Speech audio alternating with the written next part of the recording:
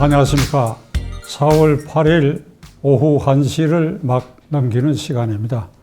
시청자 여러분들께서는 어저께 4월 7일 서울 부산시장 보궐선거 결과 출구조사에서 개표 진행 과정에서 그래 개표 확정 과정에서 뜨거운 감상을 느낀 분들이 굉장히 많으리라고 생각합니다.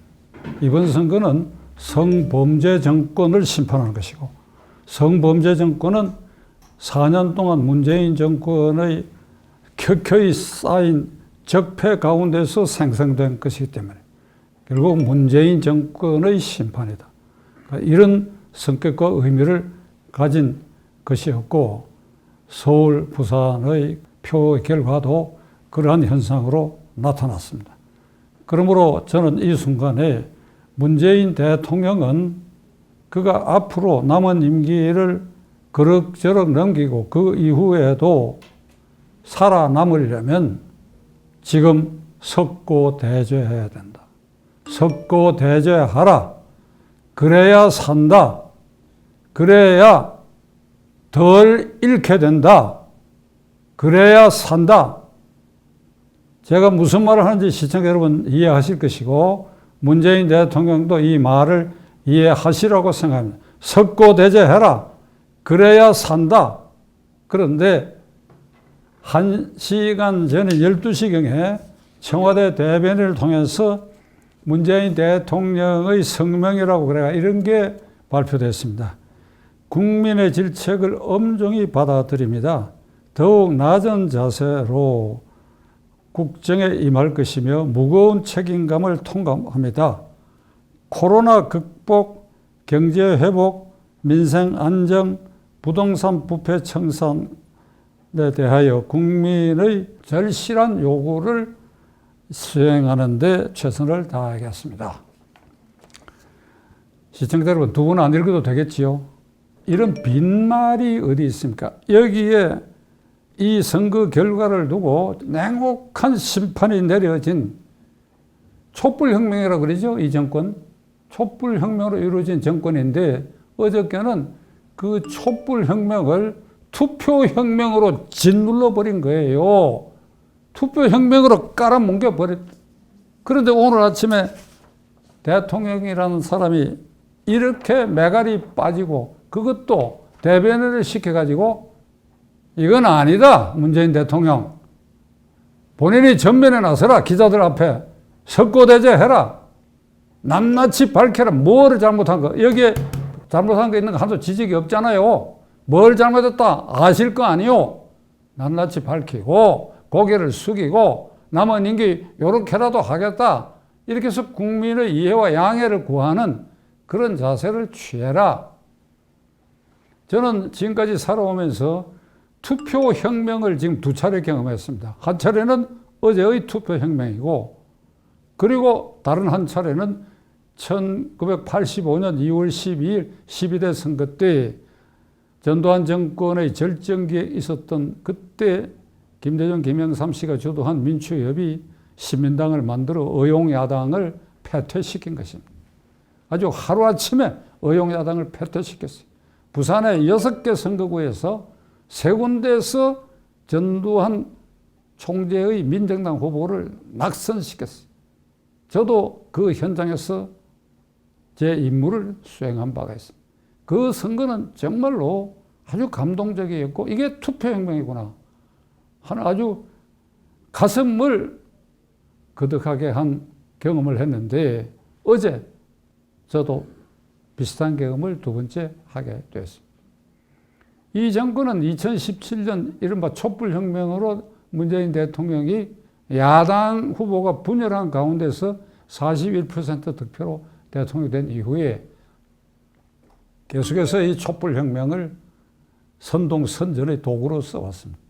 2018년 3년 전 이 지방선거에서는 아주 싹쓸이를 했죠.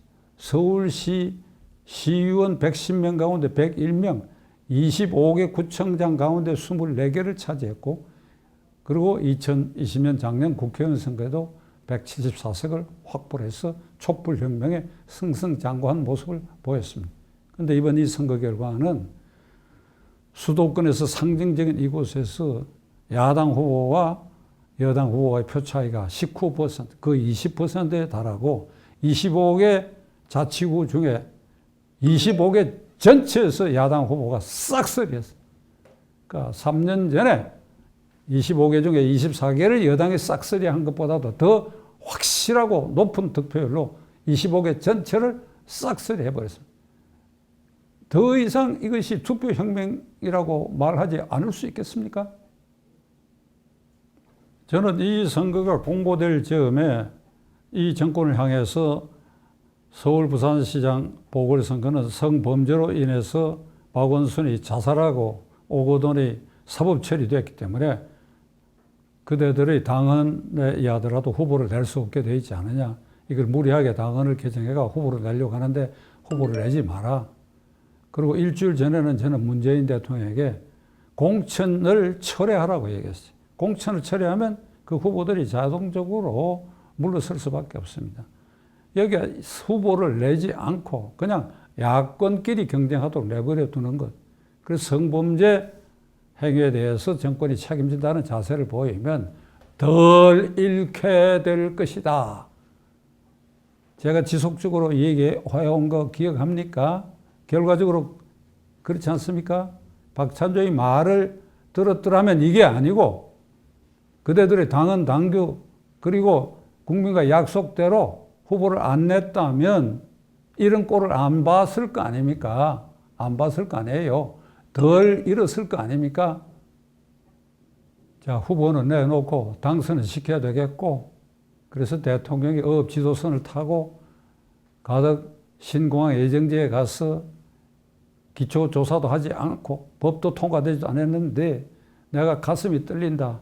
빨리 가덕 신공항 특보를 만들어라. 이렇게 해서 부산 민심을 잡았다고 생각했겠지요.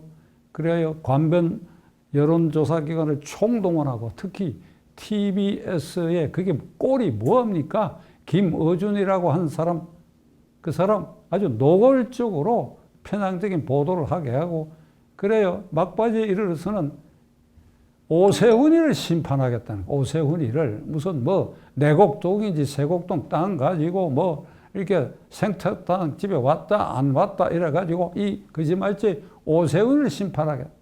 그때 제가 이렇게 얘기했어요. 왜 야당은 박영선이를 심판하다 소리 안 하느냐? 그 초착 왜고 아니냐? 동경 항복판 중요한 핵심 경관 좋고 교통 편리한데 아파트를 10여 년째 갖고 있는데 그 토착 왜고 아니냐? 왜 그 말은 안 하느냐? 그래 박영선 심판한다 소리 안 하냐? 이렇게 해서 광기 어린 흑색 선전, 이성을 잃은 그 마지막 순간에는 시의원, 민주당 의원을 동원해갖고 오세훈이가 당선돼도 식물시장 만들고 말겠다. 무슨 뭐 세곡동, 내곡동 땅 행정 절차에 대한 특별위원회를 구성해서 조사를 하겠다. 그리고 국회에서는 진성준인가 하는 민주당 의원이 국정조사권 발동하겠다. 식물 상태를 만들겠다. 문재인 대통령, 이게 선거입니까? 이게 선거운동입니까? 이게 제정신이었습니까? 벼락을 맞을 수밖에 없지요. 지난 4년 동안 문재인 정권에서 있었던 내로남불, 위성, 무능 이런 일들 제가 수없이 얘기해 왔길래 오늘 이 얘기를 안 하려고 합니다. 그 종합 세트에 대해서 마지막에는 LH 사태 거기에 곁들여가 김상조, 박주민의 이런 내로남불 행위 이 모든 것 그래야 집값을 25차례 대책을 내세운데도 천정부지로 올라가 20대 청년들이 집 가질 희망을 완전히 없애버리고 한 그래야 외교 안보 면에서도 국가 안보를 위기에 몰아넣은 이 총체적 적폐가 투표혁명으로 어제 그렇게 나타났다. 옛말에 순천자는 흥하고 역천자는 망한다. 순천자, 하늘의 뜻에 순종하는 자, 순천자는 흥하고 하늘의 뜻을 거역하는 자는 망한다. 곁들여서 민심은 천심이다. 천심이 곧 민심이다. 이 얘기는 제가 여러 차례 말씀드렸을 겁니다. 하늘은 입이 없습니다. 입이 있으면 참 좋겠는데 입이 없습니다. 그래서 세상에서 하는 일들이 잘못됐을 때 이건 잘못됐다. 이놈은 나쁜 놈이다. 이러지 마라. 이래 주셨으면 좋겠는데 하늘은 입이 없어요. 그럼 어떻게 하느냐?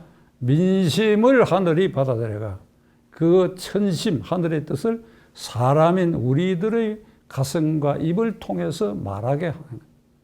이번에 천심이 이갖고는 안 되겠다. 너희들이 촛불혁명 외쳐대면서 저지른 이 일을 내가 하늘에서 봐도 도저히 용서하지 못하겠다.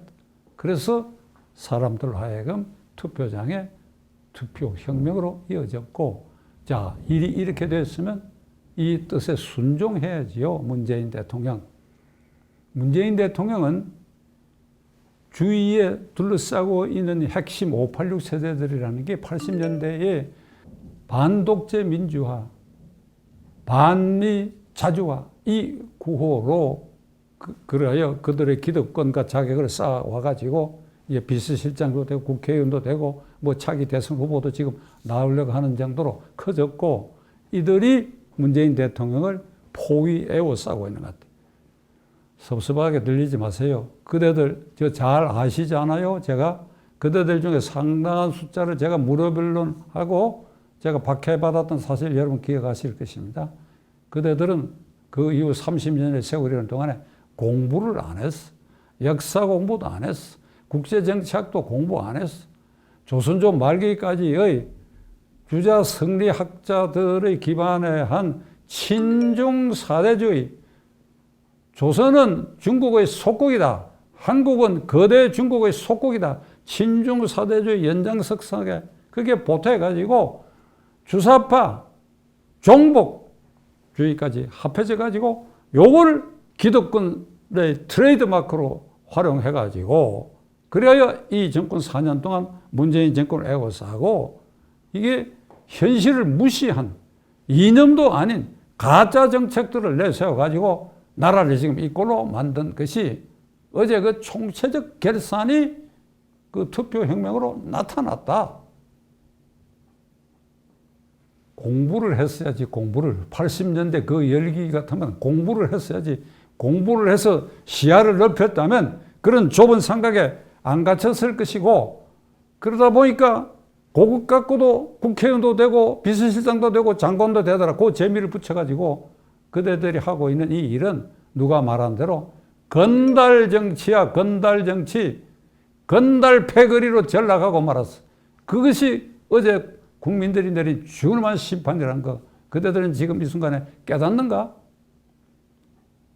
자, 결론 말씀드립니다. 문재인 대통령과 그 주변의 핵심 실세들에게 석고대죄해야 합니다. 그걸 대표해서 문재인 대통령 석고대죄해야 됩니다. 그래야 삽니다. 석고대죄하지 않고 아침에 대변인 시켜서 내보낸 이런 정도 성명으로 계속해서 막장 뒤에 숨어서 이렇게 가면 내년 3월 9일 대통령 선거에도 야당이 잘해서가 아니라 내년 3월 9일에도 진다. 이 상태에서 지면 어찌 되느냐? 살아남지 못한다. 그러면 어찌 되느냐? 지금 석고대죄라도 해라. 반성이라도 해라. 그리고 진정 어린 뒷수습이라도 한 대까지 해라. 그래야 내년 3월 9일에 지더라도 살아남을 수 있다. 안 그러면 죽는다. 명심하시기 바랍니다.